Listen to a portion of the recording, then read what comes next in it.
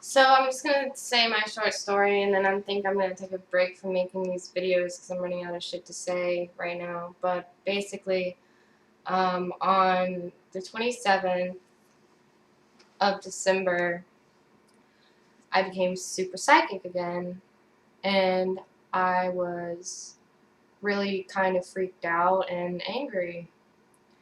And basically, that's what caused all this mayhem to happen. Everyone's just like, why did LA Direct drop you? I know, that's a big question everyone's asking. No, I did not get an STD. Period. Blank. Underscore. I don't escort, which I don't diss people who do, because it's a way to make money, and if you don't make money in this world, the world butt fucks you. And, I respect girls who escort because it's something that I have trouble doing myself, and if you can do it, high five. I wish I could. Um, anyway, I became super psychic, and I read Derek, and what I saw in his mind kind of really freaked me out, and kicked me out of the model house. I had nowhere to go. I was in homeless at that point, which is awesome to be homeless. And so I drove my homeless ass all the way to Chicago, which is the Great Lakes, which is the Blue Lake in Swedish House Mafia song, Big Blue Lake. And that's where I took a dream catcher and I threw it back in the lake saying, okay, God, I'm ready to be with you again. And he was like, sure. And after that, I was trying to drive to one of my friends' places. And then some John dude off my Twitter called the cops, and I got hospitalized for 2 weeks, which was super hell because nothing is worse than loving God and then all of a sudden being in a mental hospital around a bunch of people saying, you're crazy. And I'm like, this sucks. Anyway, I get out of the hospital because obviously I'm not suicidal. I've never cut myself. I was saying I was gonna die, but that's how I felt. Freedom of speech. Jesus, I was trying to do freedom of speech, and I get thrown in a fucking hospital for it. Well, I know better now never to tweet I want to die, even though I did the other day, but that was only because I wanted to drive to Alaska to do it.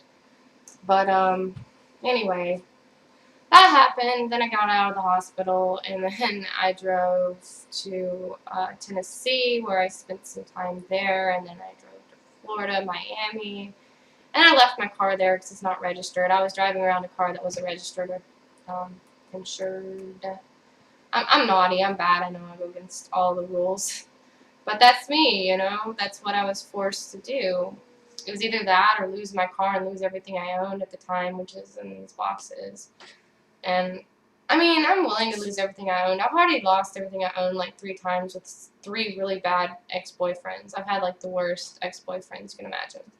And they all, like my first one, he took everything I owned and had it crushed and then burned. And so I lost all my evidence of Milo, which really sucks because everyone's just like, Milo, can you show me anything about Milo? And I'm just like, no, because my evidence got burned, which it did, and it sucks.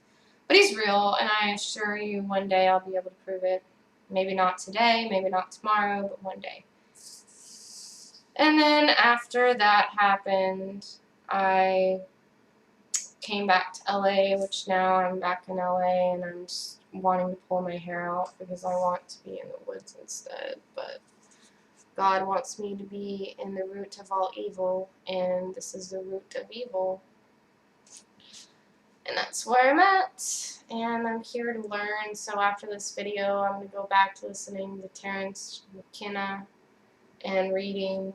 Let's see. Right now I'm reading this book, Psyche and Symbol by none other than June. And I'm going to go back to doing my work and my research, doing what I'm supposed to be doing instead of flitting around on this camera. This is kind of what the lotus looks like. It's pretty, isn't it? Oh, and I love this candle. You should check this candle out. Now that is God.